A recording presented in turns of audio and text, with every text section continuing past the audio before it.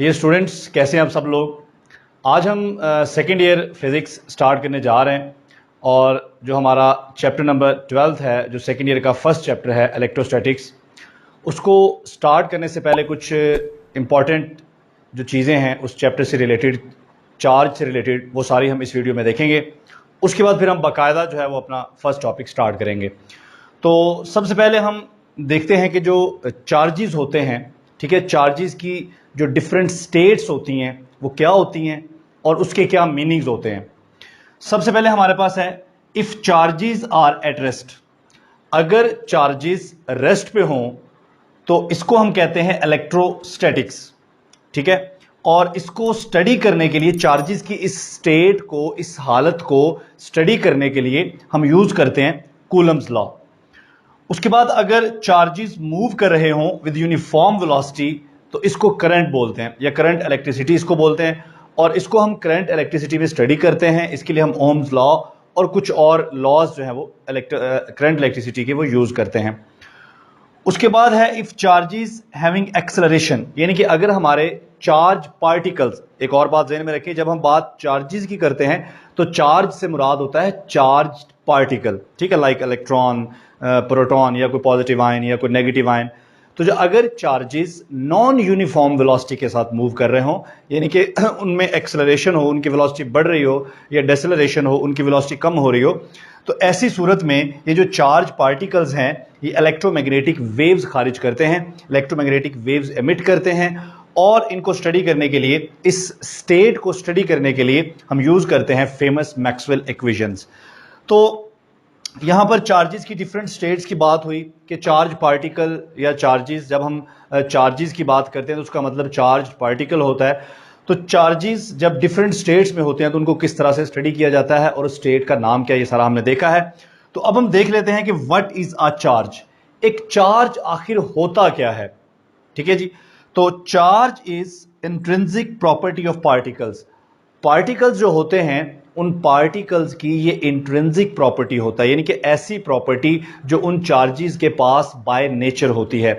अब इस प्रॉपर्टी की वजह से चार्जेस जो हैं वो एक दूसरे को अट्रैक्ट करते हैं, पार्टिकल एक दूसरे को अट्रैक्ट करते हैं या रिपेल करते हैं। तो हमारे पास सर बेंजामिन फ्रैंकलिन ने सबसे पहले एक पॉजिटिव और नेगेटिव का टर्म यूज किया।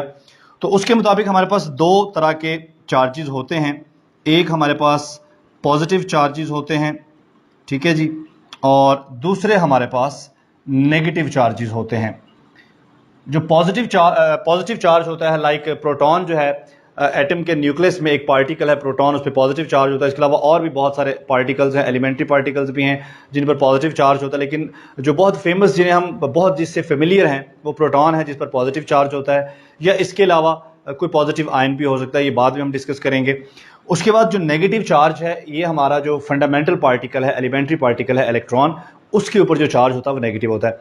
अब यहाँ पर एक और बात है कि चार्ज पॉजिटिव या नेगेटिव होने से क्या मुराद है। पॉजिटिव और नेगेटिव, इनके नाम सिर्फ इसलिए रखे गए हैं ताकि हम इनको एक दूसरे से डिफ्रेंशिएट कर सकें, ताकि हम इनमें फ़र्क कर सकें।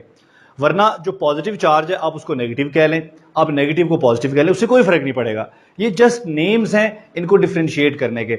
वरना ये भी हो सकता है कि आप पॉजिटिव चार्ज को अप कह लें और नेगेटिव चार्ज को डाउन कह लें, पॉजिटिव चार्ज को आप राइट कह लें, नेगेटिव चार्ज को आप लेफ्ट कह लें, पॉजिटिव चार्ज को आप ईस्ट कह लें और नेगेटिव चार्ज को आप वेस्ट कह लें, इससे कोई फर्क नहीं पड़ता। तो positive negative are just terms. तो ये भी हमने अपनी स्कूल फिजिक्स में देखा है कि अगर लाइक चार्जेस होंगे, दो सिमिलर चार्जेस होंगे तो वो रिपेल करेंगे एक दूसरे को, और अगर दो अपोजिट चार्जेस होंगे तो वो एक दूसरे को अट्रैक्ट करेंगे। इसके बाद हम चार्जेस की कुछ टाइप्स हैं।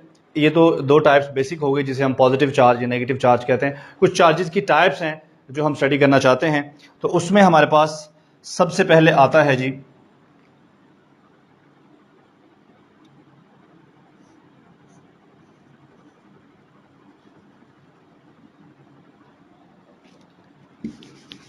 सबसे पहले हमारे पास आता है जी पॉइंट चार्ज।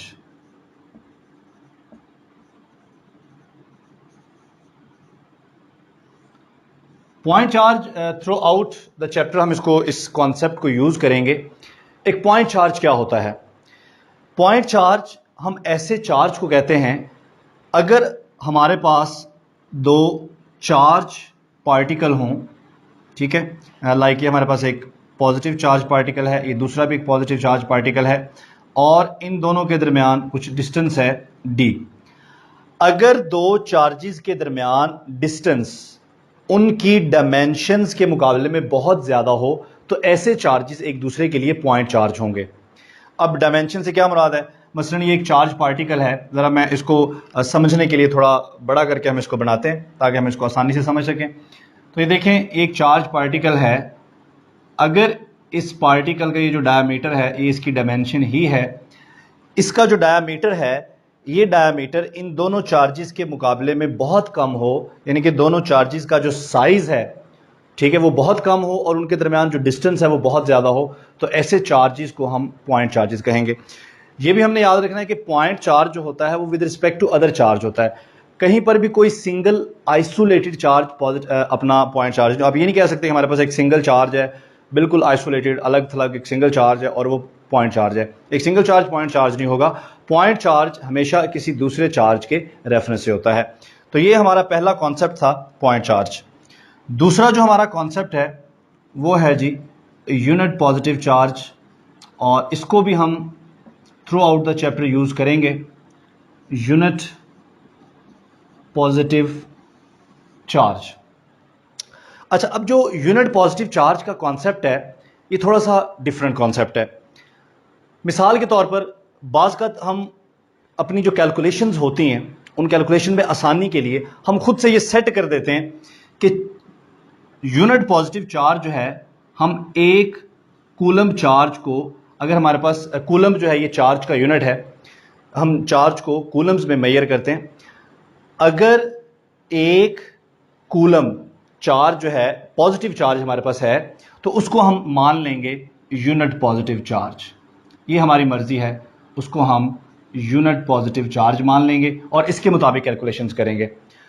बाज़ ये भी होता है कि हमारा जो फंडामेंटल यूनिट ऑफ चार्ज है, जो बेसिक चार्ज होता है इलेक्ट्रॉन के ऊपर या प्रोटॉन के ऊपर, इलेक्ट्रॉन के ऊपर या प्रोटॉन के ऊपर जो चार्ज होता है वो उसको हम ई से डिनोट करते हैं, और ये 1.6 × 10⁻⁻19 कूलम इसकी वैल्यू होती है। इलेक्ट्रॉन के लिए नेगेटिव होता है और प्रोटॉन के लिए ये पॉजिटिव होता है। तो ये चार्ज का फंडामेंटल यूनिट है, ये चार्ज की बेसिक, ये चार्ज का क्वांटा हम इसको कह सकते हैं। तो किसी भी पार्टिकल के ऊपर जो कम से कम चार्ज की वैल्यू हो सकती है वो ये हो सकती है, ठीक है। तो बाज़ का हम ये भी कर लेते हैं कि हम जो ये वाली वैल्यू है 1.6 × 10⁻⁻19 कूलम, इसको भी हम यूनिट पॉजिटिव चार्ज कंसिडर कर लेते हैं। डिपेंड करता है कि आप जो कैलकुलेशंस कर रहे हैं, ठीक है, वहाँ पे आपने क्या सेट किया है। अब इसके अलावा एक और बात है कि इसकी कोई पाबंदी नहीं है, आप यूनिट पॉजिटिव चार्ज किसी भी पॉजिटिव चार्ज को कह सकते हैं, उसकी वैल्यू आपने खुद सेट करनी है अपनी फैसिलिटी के लिए, अपनी सहूलत के लिए। आप कोई भी वैल्यू इसकी सेट कर सकते हैं। इसकी दो एग्जांपल्स मैंने आपको दी हैं कि 1 कूलम को भी मैं यूनिट पॉजिटिव कंसीडर कर सकता हूं, और इसी तरह से अगर मेरे पास 1.6 × 10⁻⁻19, ठीक है जी, ये वैल्यू है तो इसको भी मैं यूनिट पॉजिटिव कंसीडर कर सकता हूं, ठीक है। तो ये डिपेंड करता है कि आप किस किस्म की कैलकुलेशंस कर रहे हैं और वहां पर आपको क्या क्या चाहिए। तो यूनिट पॉजिटिव चार्ज की वैल्यू आप खुद से सेट कर सकते हैं। उसके बाद जो हमारे पास तीसरा कॉन्सेप्ट है वो है जी टेस्ट चार्ज का। जो टेस्ट चार्ज है इसको हम यूज करते हैं किसी दूसरे चार्ज का इलेक्ट्रिक फील्ड टेस्ट करने के लिए, ठीक है। टेस्ट चार्ज जो है ये एक हाइपोथेटिकल चार्ज है, यानी कि ये रियल में एग्जिस्ट नहीं करता, ये जस्ट एक कॉन्सेप्ट है। इसलिए जो टेस्ट चार्ज है इसका कोई अपना इलेक्ट्रिक फील्ड नहीं होता। इस वजह से नहीं होता क्योंकि ये रियल में एग्जिस्ट ही नहीं करता, ये जस्ट एक हाइपोथेटिकल कॉन्सेप्ट है और ये हम यूज करते हैं to test the electric field of a real charge. किसी रियल चार्ज की, असली चार्ज की इलेक्ट्रिक फील्ड को टेस्ट करने के लिए कंसेप्चुअली हम थ्योरेटिकली इसको यूज करते हैं, ये एक जस्ट कॉन्सेप्ट है। तो ये चार्ज की हमने डिफरेंट टाइप्स पढ़ी। सबसे पहले हमने देखा कि चार्ज क्या है। चार्ज एक इंट्रिंसिक प्रॉपर्टी है और जो ये प्रॉपर्टी जिन पार्टिकल्स के पास होती है उन पार्टिकल्स को हम चार्ज पार्टिकल कहते हैं। तो आसानी के लिए हम बार बार चार्ज पार्टिकल का लफ्ज़ इस्तेमाल नहीं करते, हम सिंपली उसको चार्ज ही कह देते हैं। तो जब हम चार्ज कह रहे होते हैं तो चार्ज का मतलब चार्ज पार्टिकल ही होता है, ठीक है। उसके बाद हमने देखा कि चार्ज की डिफरेंट टाइप्स क्या क्या हैं, ठीक है। पॉइंट चार्ज किसको हम कहते हैं, यूनिट पॉजिटिव चार्ज हम किसको कहते हैं, टेस्ट चार्ज हम किसको कहते हैं। इसके बाद हम देखेंगे चार्जेस की कुछ और प्रॉपर्टीज। जी, तो अब हम पढ़ेंगे कॉन्जर्वेशन ऑफ चार्ज। चार्ज की कॉन्जर्वेशन से क्या मुराद है। अब लेट्स सपोज कि हमारे पास एक सिस्टम है और उस सिस्टम के अंदर हमारे पास डिफरेंट ऑब्जेक्ट्स हैं, ठीक है, जो एक दूसरे के साथ इंटरेक्ट कर रही हैं, ठीक है। याद रखें, हम चार्ज को क्रिएट नहीं कर सकते, हम चार्ज को डिस्ट्रॉय नहीं कर सकते, हम चार्ज ट्रांसफ़र कर सकते हैं। जब भी आप किसी ऑब्जेक्ट को, किसी इंसुलेटर को आप चार्ज करते हैं, तो इसका मतलब ये होता है कि आपने उस पे चार्ज को किसी दूसरे ऑब्जेक्ट से ट्रांसफ़र किया है। तो अगर ये ऑब्जेक्ट्स आपस में इंटरेक्ट कर रहे हैं, तो इनके इंटरेक्ट करने से एक ऑब्जेक्ट से दूसरे ऑब्जेक्ट तक चार्ज ट्रांसफ़र होगा। चार्ज ट्रांसफ़र हो सकता है, लेकिन चार्ज क्रिएट या डिस्ट्रॉय नहीं होता। लेकिन इस पूरे सिस्टम के अंदर जितना भी टोटल चार्ज है, उसकी जो तादाद है, उसकी जो क्वांटिटी है, वो हमेशा कांस्टेंट रहेगी।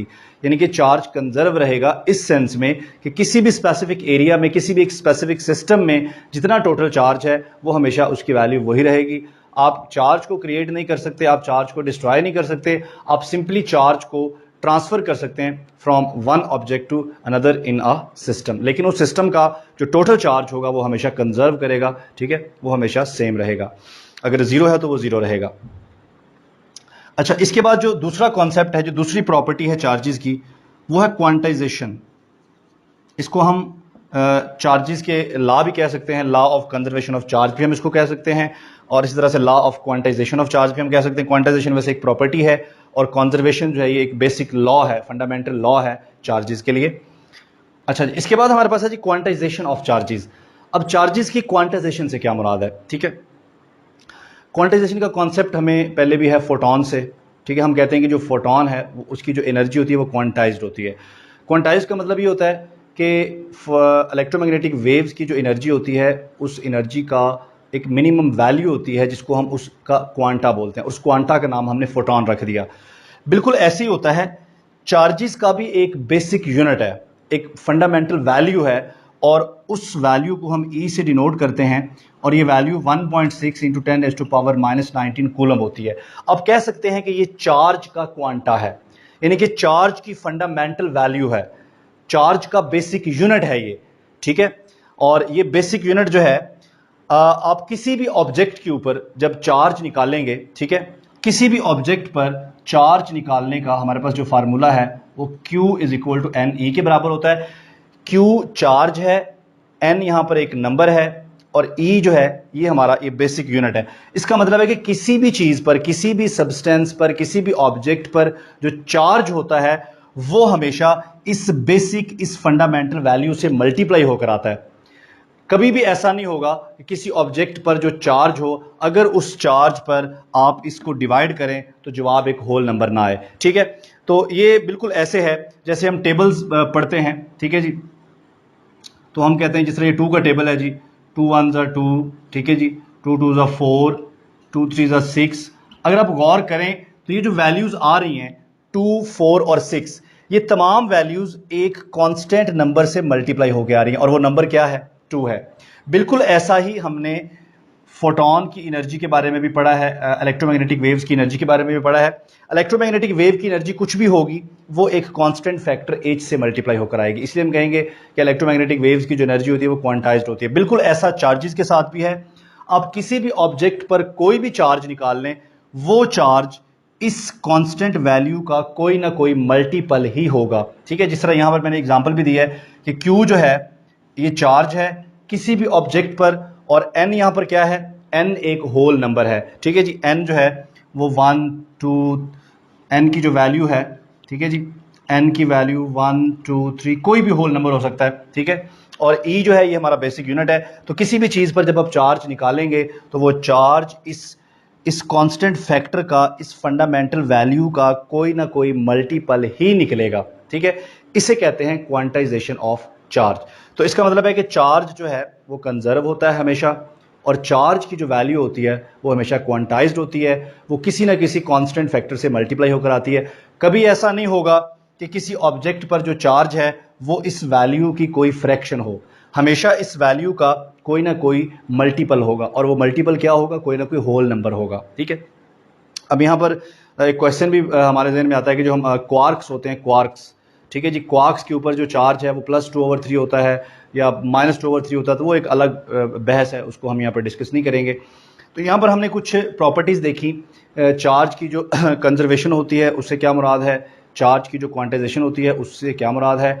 तो ये जो बेसिक लेक्चर था, ये एक इंट्रोडक्टरी लेक्चर था इलेक्ट्रोस्टैटिक्स को स्टडी करने से पहले। तो इस हवाले से अब नेक्स्ट जो हमारा लेक्चर है उसमें हम इलेक्ट्रोस्टैटिक को बाकायदा स्टार्ट करेंगे। उसमें हम जो फर्स्ट हमारा जो टॉपिक है कूलम्स लॉ, वहाँ से शुरू करेंगे। तो अभी जो हमने ये जो बेसिक कुछ डेफिनेशंस किए हैं, इनमें अगर आपको कोई मसला है, कोई प्रॉब्लम है, तो आप नीचे कमेंट सेक्शन में अपना क्वेश्चन कर सकते हैं। Thank you.